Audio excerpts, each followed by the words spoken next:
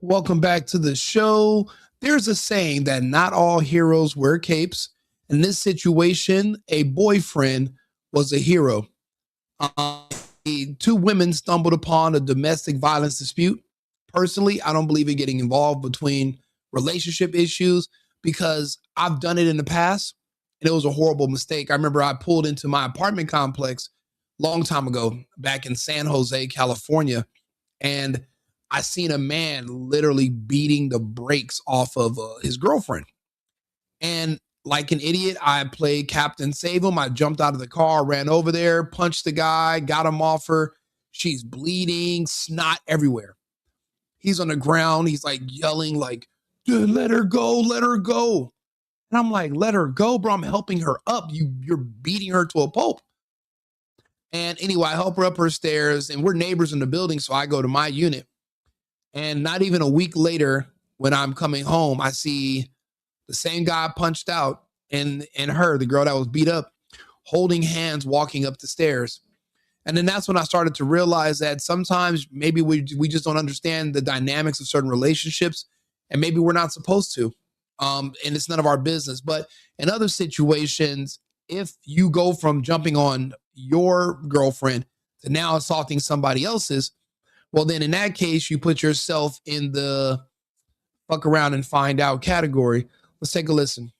Investigating a shooting that happened after an alleged domestic assault in southeast Houston overnight. Houston police say a man in his 20s was assaulting his girlfriend in a parking lot on Calhoun Road when two other women stepped in and they were also attacked.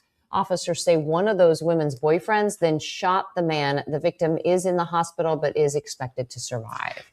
Now, unlike other states, the other thing you did not hear the reporter say is that the boyfriend that came in and shot the guy, that he's been arrested and he's being charged with, aggravated with like attempted murder. He will not be charged, even though they were outside. This is Texas. See, we all have to deal with a common threat, no matter where you are in the United States. We'll refer to that threat as the 13%. Even the 13% have to be afraid and worried about the 13%. You can't legally bar the 13% from living close to you because of redlining and other safeguards. So there's integration. So it's dangerous no matter where you are due to proximity to the 13. In Texas, because we understand that threat, our laws are different. You're allowed to protect yourself against the 13. If the 13 are breaking into your neighbor's house, you can go out there and you can defend your neighbor's property as well as yourself, as well as us or others. We don't have the 13 with continuous issues with squatters because, well, if you're invading my home and I say, hey, you got to leave and you don't, we have castle doctrine similar to Florida. Therefore, you're not going to see everyone who defends themselves or defends others being threatened with going to prison or having to worry about sitting in jail until a jury exonerates them in 2 to 3 years. See, the way it works in Texas is the way it was designed to work in the entire republic.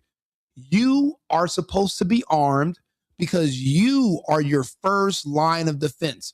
This whole thing where we lean on law enforcement and the police to come and save us as if they are superheroes is asinine. It's backwards, and it's unsustainable long term. If someone is breaking into your house, now they're in your house. Now they're going room to room looking for you, and you're hiding under a bed. Do you want to be sitting there with a cell phone in your hand in a closet calling the police for help? Or do you want to be sitting somewhere holding a shotgun, prepared for them to open the door and you give them hell? See, one is the law of the land in blue states. You have to wait for the police to come. And if they show up too late, then c'est la vie. And your family's going to have to bury you. All because the laws prevented you from being aggressive and they're anti-weapons, anti-guns. And you got to look at the people who are behind making sure we don't have weapons. It's typically politicians that are a part of the 13%. And they are typically the ones who are, if you look at the FBI statistics, the ones with the highest odds of doing the home invasions and robbing you in the first place. So It's like they have their politicians from their group that are advocating for you being disarmed so that you can become a victim of their group. In Texas, we understand that dynamic. My speech is not popular because I talk about things openly we're not supposed to. So a lot of people won't share my videos. They won't, subscribe to the page. Some people will, some people won't. But that's the truth of the matter. That's why we need guns. Because of the 13. That's the reason we need law enforcement. If there was no 13, you wouldn't really need to arm yourself. There wouldn't be much of a need for police if you look around, according to the FBI statistics, of course. Therefore, that's the reason why Texas is such a wonderful place to live, because I live in Houston. The 13 are in close proximity, but they're not like the 13 in California or these other or Chicago or Detroit. It's different here because everyone knows that you're armed and they can't just get away with anything. So it demands a level of a level of respect, but it puts fear inside of people because it's the unknown. If you're looking for a victim in California, odds are they're going to be unarmed in their car, in their home. So your odds of survival are a lot higher. Those odds diminish when you're making an attempt on someone in Texas. Because again, we give out trophies to people who stand up and shoot criminals. We don't send them to jail. I remember famously there was a restaurant that's on video being robbed, and like 3 people in the restaurant, when the robber was back was turned, they stood up and shot him. And 2 of the people left without, saying anything. And the police were like, well, we need to talk to those people because their shots didn't kill them. And we want to give them free classes for training. So that way, the next time they have to do this, the person doesn't survive. It costs too much money to pay for the medical expenses of criminals and putting them in jail when you can just end it right there. We have very strict policies. We're very, very American in Texas, which is why it makes it a better place to live. That's why I relocated to Texas and made it my home. The laws were more sensible, and it gives you a fighting chance against the 13. Look at Minnesota right now. Armed 13% members are threatening to go after ICE and other federal agents openly. And people are afraid to do anything against them because of the protests that could erupt, George Floyd-ish. And that's terrorism. The fact that police have to second guess policing. Agents are afraid to do their jobs. Politicians are afraid to call out criminality because they're afraid of the backlash, which would be for a political gain, which fits the exact terminology, the exact definition of what the word terrorism means. In Texas, we don't have those issues. You're not going to see ICE riots and mass protests and property destruction because the 13 understand that it's not going to go in your favor here in Texas, which is good for society as a whole. So again, this was someone who, and there were witnesses. Say he was beating on his girl or something like that. The other dude came. I just made it over here. That's why I don't come over here no more. I ain't no good. A man is in the hospital after he was shot while assaulting 3 women at Wesley Square Apartments in southeast Houston.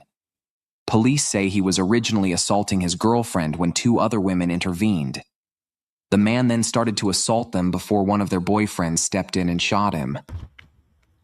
Stop your hands on girls. Well, again, the boyfriend is not going to be arrested. He's not going to be investigated. The investigation has already been concluded. And the guy that's in the hospital, that might be punishment enough for him, but he could be brought up on assault charges. But it's up to law enforcement. But I've seen in these situations, the police, it's kind of a he say, she say situation. But if everybody can agree that he was shot because he assaulted another man's girlfriend, well, then you're exonerated. There is not going to be all drug out, a bunch of cases. You got to pay for a lawyer like you would on the West Coast or on the East Coast. A completely different set of laws. We're way more constitutional, way more American in Texas than in other states. So you have Texas, you have Florida, you have Tennessee, where Americans can still live in America. The rest of the country has been compromised. Hopefully we can bring them back under our federal umbrella. United we stand. So hopefully we can reunite the country as a whole. So yeah, let this be a learning lesson. Don't attack other people and prepare to be in a hospital, or worse if you do, if you decide that you want to mess with Texas. So this was just a short video. I'll be back on another topic shortly. Remember, America first and America only. I've been needing to find a new apartment, which has not been easy with credit as bad as mine. Luckily, I found cosigning.com. They connected me with a cosigner who helped me get my dream apartment for me and my dog. I just paid a small fee and was able to move in fast. Get the cosigner you need for the apartment you want. Check out cosigning.com today.